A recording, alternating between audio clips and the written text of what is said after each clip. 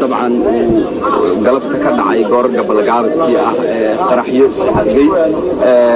يكوح جودها وقلي هوتيلك حدا لبا قرح وسحقي أيا كان عاي جودها هوتيلك أو إذا مدي الدولة إيو كوح دي هالكاس قشة الله مريني على الشباب ولحية رصاص كلا دون أيا نعيس السيدة عاد مقليسان إذا ما كلا دون أيا ماشي جوجا أمبراس أيا سو جاريسي دور أمبراس أيا هداي بحي أو نوعية السيدة ولي دقال توس ayaa ka socda gudaha Hotel Afrique ee magaalada Muqdisho oo galabta weerarkii ku bilowday ilaa ay haatan dablay waysan iyo ciidanka dowladda federaalka ee Soomaaliya gaar ahaan booliska u dhex dagaalamayaan dhanka kale ururkii caanka ku ahaa qaraxyada iyo dilalka ayaa sheegtay kuna baaqay inay maanta galeen hoteelada munkaraadka iyo ay ka socdaan shirqoolada islaamka sida ay sheegeen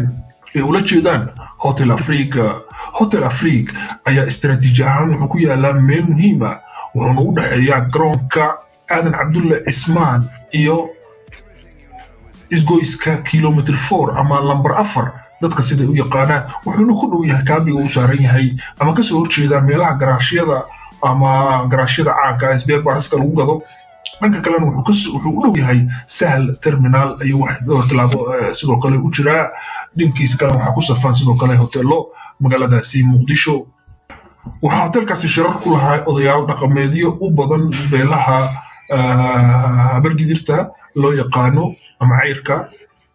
waxa kaloo meesha degnaa oo u badnaa saraakiil sarsare oo ka tirsan ciidanka xoogga dalka Soomaaliyeed waxa la sheegay inuu gudaha ku jiro uu ka dagaalamayo taliyaha lagu magacaabo laba afle oo taliyihii bedelay General Goobale sidoo kale waxa la soo badbaadiyay taliyaha caanka Generalka caanka ah ee hoggaanka kooxeedka hore ahaa jira Soomaaliyeed General Indacde sidoo kale waxa la soo badbaadiyay nin lagu magacaabo ganacsadaha caanka ah ee lagu magacaabo Xaaji Xuseen Goley intaas waxa kaloo sidoo kale ku dhaawacmay meeshaasi Xaaji Xuseen Goley sida waxa la qiyaasayaa inuu ka mid yahay dadka milkiilayaasha ee hoteelka wax kale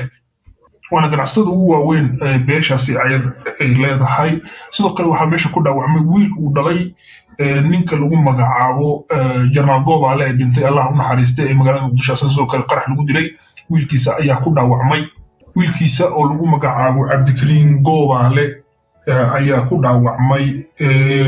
hotelkaasi weerarka lagu qaaday dadka dhibaatada soo gaaraysa ayaa u wada badan hal reer oo gooni ah oo lagu magacaabo beesha ayr ayayna u badan yihiin dhammaantood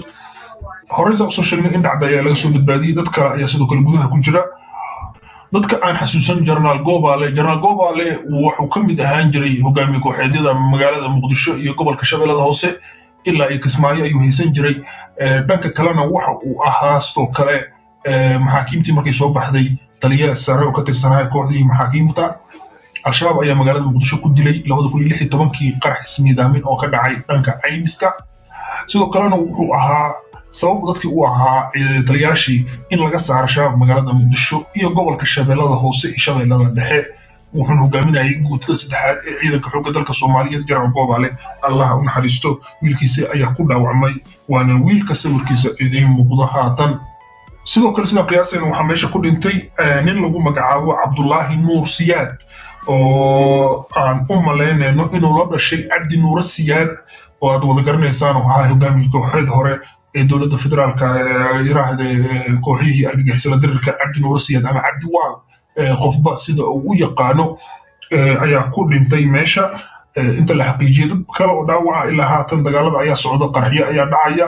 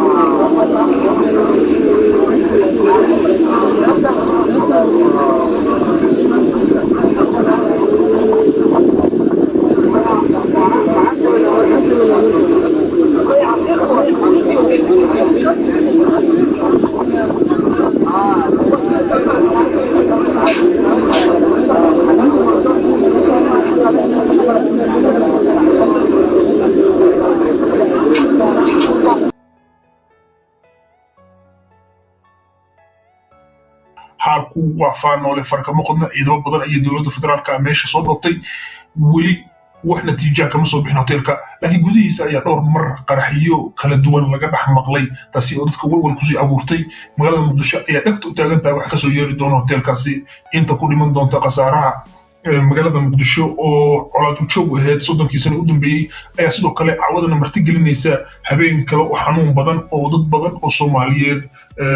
lagu laayay hoteelkaasi maadaama hoteelkaasi uu yahay hotel loo soo casriye tago meel istaraatiiji ah ku yaala magaalada muqdisho oo u dhow garoonka magaalada muqdisho dhanka kalena u dhow wadada Makal Mukarrama saarna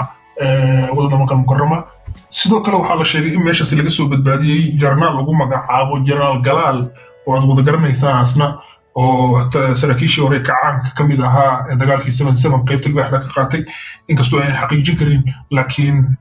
baraha bulshada aad u wareegayo sidoo kale waxaa meesha ka badbaaday oo hoteelka ku jiray jarnaal laba afle waa ninka gooba lagu bedelay waana ninkaas aad sawirkiisa u jeedaan ku labisan tuutaha ciidanka xoogga federaalka ah Soomaaliya waana taliyaha guutada saddexaad ee ciidanka xoogga ah ee dowladda federaalka ah Soomaaliya dad badan ayaa soo weydiinaya hoteelka iyo xaaladiisa oo ehlada u badan hoteelka dadka milkiyadooda iska leh oo sida aan soo sheegnay hal reer u wada badan yihiin dadka soo badbaadiyay dadka ku dhiman doona iyo kuwa ku dhaawacmi doona waana beesha uu ka soo jeedo General Yusuf Maxamed Siyaad Indhacde ee beesha Cayr ciidamada Harab Cadda ayaa dadaalkoodii u dambeeyay wada inay soo afjaraan kooxaha canaasiirta ah ee weli ka dhex dagaalamaya hoteelka dhexdiisa ee magaaladaasi Muqdisho kuwaasi oo nafta u galay bulshada Soomaaliyeed kale waxaa la sheegay in hoteelka ay cawada ay shir ku lahaayeen madaxweynihii hore Soomaaliya Sheekh Shariif madaxweynihii hore Soomaaliya Xasan Sheekh iyo golaha musharaxiinta mucaaradka ah iyo gudoomiyaha aqalka sare Cabdi Xaashi walow arrinkaasi la xaqiijiyay laakiin haatan ay soo baxeen inay kulmeen oo hotel kale ay ku kulmeen oo hotel Jazeera ay ku kulmeen laakiin loo maleynaayo hotel sidoo kale maanta waxaa ka dhacay hotelkaasi shir oo odayaal ka mid ah beelaha Soomaaliyeed ay ku qabsadeen walow aan la sheegi karin in dagaalku ku dhacay oo shirka uu dhamaaday iyo ka hor inuu dhamaaday warbixinta ku saabsan qaraxan iyo weeraradan ka socda magaalada Muqdisho halka ay kala socon doontaan إذا كما سيحان دونا عوض إله دو يرهدو وحين نكسو قلنا هاي هاتن مقالة مقدشو وتوصل كيسو بالبيني نو ووركان ومحمد ألف سلام الله عليكم